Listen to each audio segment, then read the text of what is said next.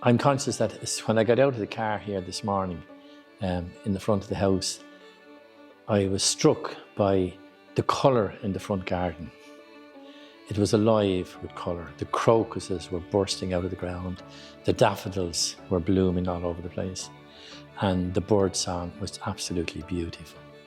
And it just reminded me that we're at the beginning of spring. Creation is sort of bursting out all over the place these days. It's a time of change, and maybe it's a time of celebrating life and new life. Today's workshop that we have put together with Jane and Laura from Trócaire, it's really a response, a church response, an Oblate response, our response for the people who've come here to Pope Francis's letter, Laudato Si, which maybe made us more aware of the place of creation in our lives. We've called the workshop Caring for Creation, Our Common Home. And I suppose that realization that we are part of creation, that we're not outside of creation. My name is Jane Mellett and I work for Trócaire. So Trócaire is the Catholic Agency for Overseas Development in Ireland, and I have a very keen interest in Laudato Si and how faith communities can be motivated to respond to the ecological crisis. And we're here today just sharing some of the wisdom from Laudato Si with parishes, parish communities that are connected to the Oblates. So I started working for Trócaire last November. I've always had a great interest in the environment, and I was trying to do my little bit at personal level, and in the last few years it's been more and more clear to me that there is a big influence between my faith, big connection between my faith. My name is Tom McCabe. I'm one of the Oblates, and I've been interested in the environment for a long time, for doing something practical actually for about 20 years. So I'm very interested in the different ways that people are linking Laudato Si to the whole question of the deteriorating environment and the challenge. My name is Juana, and I came because I studied theology and I studied poetry, and I do work around climate grief and climate activism as well. And so I am usually working with activist groups, and so I wanted to also experience how religious groups are talking about the climate. My name is Mary Pearce, and I grew up in St. Michael's Parish in Inchicore, and I live in Kilmainham now. I'm involved with the Inchicore Environmental Group, and we do a lot of voluntary work in the area, trying to improve the green spaces and to increase the green spaces available to people. And we do a lot of litter picking and tree planting. I'm always interested in anything that's to do with environmental issues and promoting environmental awareness. I'm Helen, a Franciscan Missions of Mary sister. I've been living in Ireland nearly 19 years. I'm a chaplain in the hospital. Working with patients, I could bring them through breathing exercise, so it's really highlighted for me. And when the people die also, I can tell them we are going to die at the end of the day. So today is a big day for me, and I learn a lot through this one, so I hope to practice. It's the ground that I had hoped to find it addressing, and that's the link between Laudato Si and the environmental movement. And I see an incredible compatibility between Laudato Si and its focus and what we have been doing in another movement called Be the Change. And there's a great coming together of the two, and it makes me see again how both Laudato Si and the environmental movement are working from the same base, both in science and also indeed in theology. In Laudato Si, Pope Francis encourages us to embrace ecological spirituality as a way of responding to the environmental crisis. And he says that we need to return to nature in order to do that. We need to reconnect with nature. The roots of the crisis are because we've become so disconnected. We need to see God in creation again. So that's the contemplation piece. And out of that, this idea that if we fall in love again with the earth and rekindle that sense of awe and wonder, then we will want to care for it. For me, it's a big connection between concern for the environment and social justice. And that is something because I had always felt,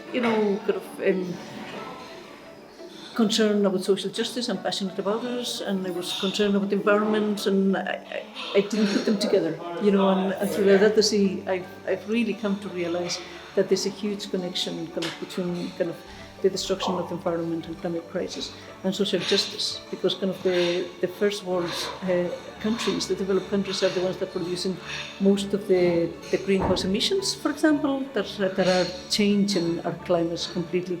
But the countries that are most affected are developing countries. So that in itself is a huge issue of injustice that we need to tackle. We need to read this encyclical, really inspire.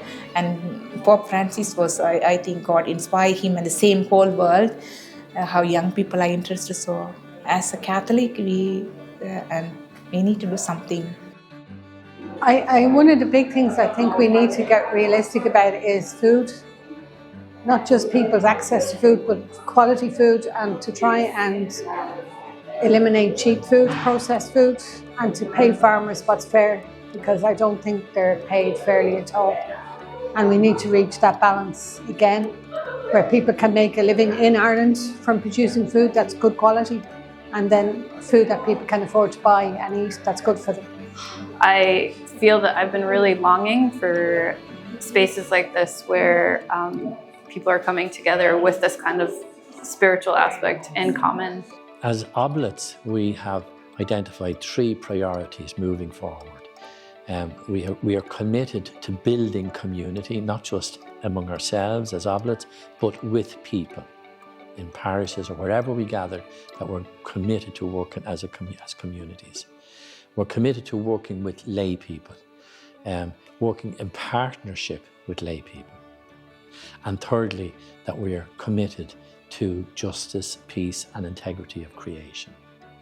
And to do whatever we can, maybe initially to deepen the awareness of our own awareness and the awareness of people that we're living and working with in terms of the gift of creation and what we can do to honour that, maybe by in thanksgiving for the gift of creation, but also becoming more aware of how we can preserve and support this, if you like, beautiful gift that we have been given by God. For me, I felt that we are the same journey together, and I was surprised so many people interested, different background, and even listening to some of the priests, they bring the encyclical.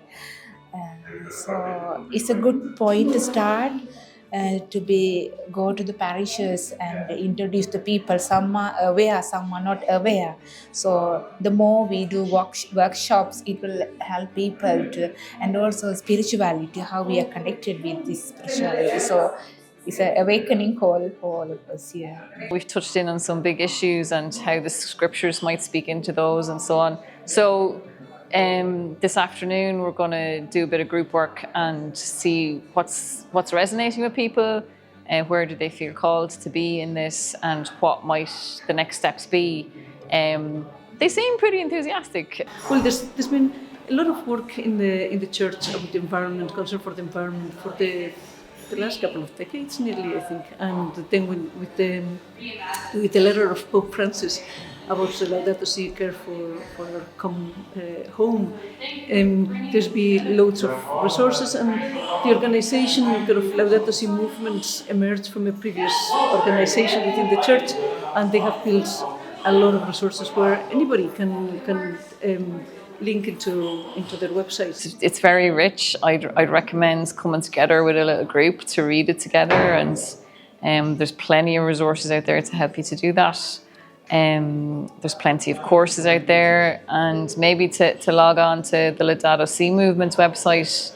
They run continuously courses for people on Laudato Si and to help with all of the issues we're talking about today, eco-spirituality, you know, and action as well.